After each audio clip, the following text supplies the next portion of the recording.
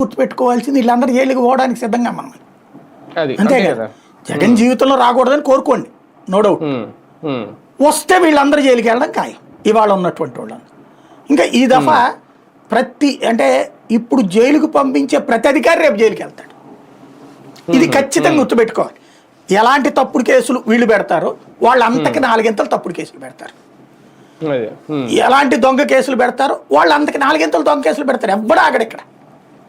Only ఒకటే, చంద్రబాబు గారు శపథం చేస్తున్నట్టు, పవన్ కళ్యాణ్ గారు శపథం చేస్తున్నట్టు ఓ 15 ఏళ్ల పాటు వాళ్లే ఉండిపోయి జగన్ అనేటువంటి వ్యక్తిని భూతంలా చూసి ఇక జీవితంలో అధికారంలోకి రానియకపోతే ఓకే, ఇట్స్ ఎనఫ్, ఏముండదు.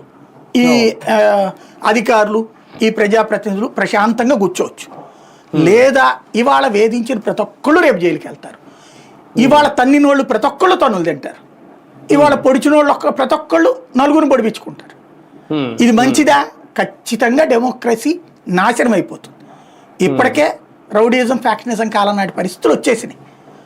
ఇంకొక లెవెల్ ఇక్కడ ఏంటంటే ఆ కంట్రోలింగ్ అడ్మినిస్ట్రేషన్ లెవెల్ చచ్చిపోయింది. ఇప్పుడు there is no administration, only political administration. ఎప్పుడైతే నువ్వు పొలిటికల్ గవర్నెన్స్ వచ్చిందో కాన్స్టిట్యూషన్ చచ్చిపోయింది. ఇక్కడ కాన్స్టిట్యూషన్ చంపేశారు. ఇక్కడ రాజ్యాంగానికి అతీతమైన చర్య జరుగుతోంది.